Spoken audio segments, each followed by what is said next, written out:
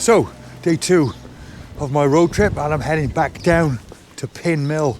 But this time I'm heading to the main area, which is to the right hand side as you walk down towards the sea. And for once it looks like I've got my timing right, because we're 2 hours off high tide. And yesterday, when we attempted to go to the right hand side just to check it out, we couldn't even walk down here where I'm walking now.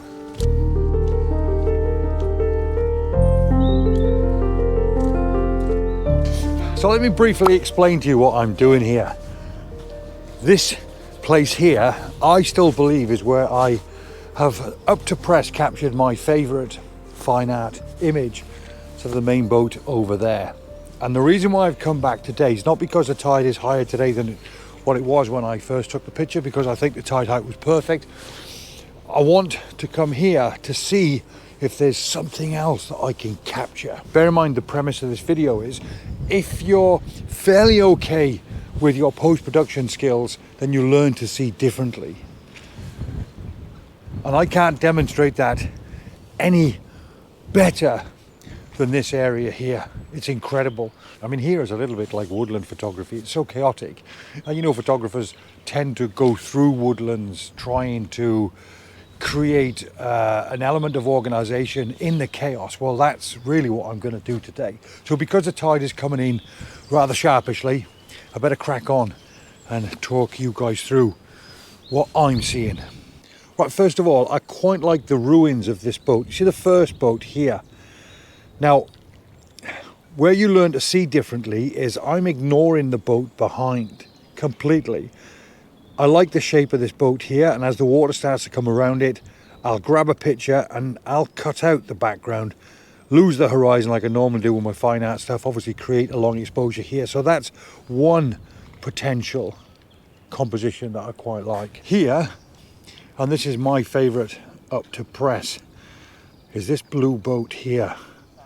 Possibly on its own without the boat to the right hand side, and certainly none of that jumbled mess in the background.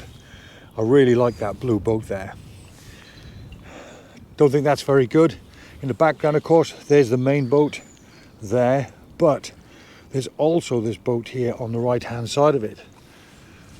That has a massive amount of potential, especially from over here, because now you can see there's a gap. Now, whilst there's no romance really with that boat on the right compared to the one on the left, I mean, look how good that is compared to that one.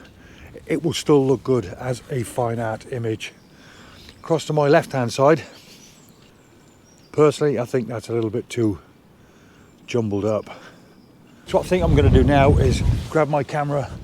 I'll have a crack at that boat out there, because out there literally 2 minutes ago is where I was doing my first bit of camera, and already the tide has come in.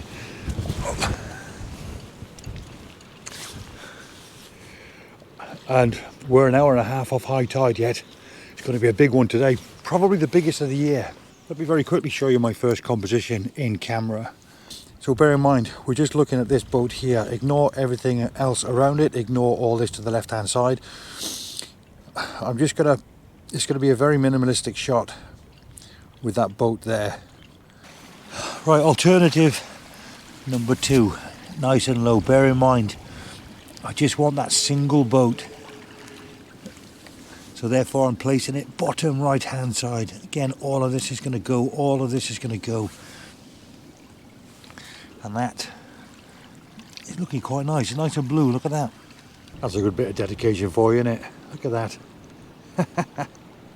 I love this discovery. Literally 25-30 yards to the left hand side of where the boats are, there's a cage in the water. I'm going to use that in a really minimalistic style, just like I'm doing with the boats really. Just very interesting, really, really interesting. So now I'm set up. What you've got to try and imagine is that all of the water around here turned into an ice skating rink. None of that rubbish in the background, it's all gone. Horizon blended. I'm going to work my magic on that. And again, just for a really minimalistic feel, that is really nice. Right, so now on to the A1 position, the main picture that I'm after, which is this little blue boat. And what I'm trying to do now is to set up a composition where I know it's going to be easy for me to cut the background out.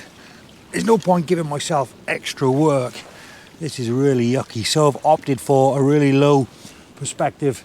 Again, going to be exactly the same procedure. Bottom, right hand, third of the floor, 2/3 of the sky, but it doesn't really matter. I'll work my magic. And once I've flattened this water out, turn this sea into an ice skating rink, I think this will look really nice. So a couple of shots I'm going to grab from here. One is the boat, the blue boat, and the second is the fairly uninteresting boat that sits to the right hand side of the main boat. Right, let's grab this before the tide consumes me. That's nice. 1/8 of a second as always. I'm at f16 ISO 64. 1/8 of a second, of course, as always, translates to a 2-minute exposure once I've applied my 10-stop filter.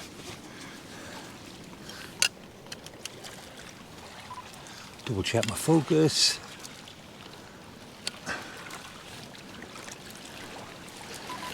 And away she goes. My only slight worry here is I'm stood on really soft ground and I can feel my feet sinking as the tide is coming in. I've dug my tripod in the best I can into that soft ground, so fingers crossed it should be okay. And the clouds are fantastic. The clouds are streaking from left to right. There's a little bit of detail in it, just enough to make it interesting. Right, boat to the right hand side, check. Boat to the left hand side, check. Now what I'm going to do, I'm going to grab a picture of all 5 of them together, because I think all 5 of them together look quite nice. The only slight worry I have is the white boat on the right hand side that I have to include, because that will make up the odd number of 5. The boat on the right hand side is moving, and that's a bit of a bind. So again, I'll take a long exposure, take a sped up shot as well to change it, and then once I've done that, I'm going to look further to my right hand side as well, because I think there might well be a composition there to be had. Oh, this is exciting. This is really cool.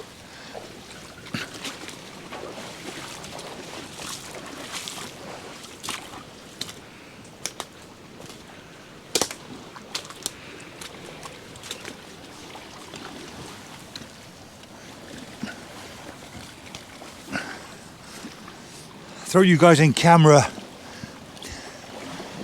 I quite like this. It's busy,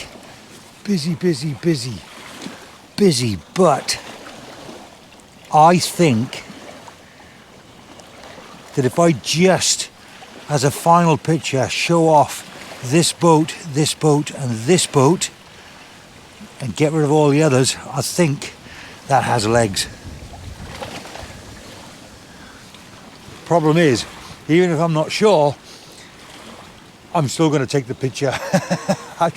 I've just got to take the picture. I'd rather make the decision of whether the image works tomorrow or not in the cold light of day. That's nice. I think that's nice. I do. I think that is very nice. Nice. It was amazing the crap that you have to stand in at times just to get that picture. But I think that has legs. I do. I think that's quite nice. Despite what the app said, the tide height was definitely higher yesterday than it was today, and yet according to the app it was meant to be another foot or so higher today. A bit of a strange one. But right, I'm pretty much done here. Down there is my final composition. I just have to wait now for the tide to go out sufficiently, but for once I'm in place at the right time, and that's not like me at all. But of course now it's raining, so I'm just going to have to stand here and get wet. So I won't bother vlogging this, probably not, because I don't know what it's going to be like. So do me a favour before I show you these pictures. As always, help support the channel, give that like button a bit of a nudge. If you're new here and you want to find your way back, then consider subscribing as well. By the way, this is day 2 of a 5-day road trip down south. So if you haven't already checked out some of the other videos, I will leave a link up there or somewhere around here as well. So be sure to check them out as well. Let me know what you think about these pictures in the comment section below.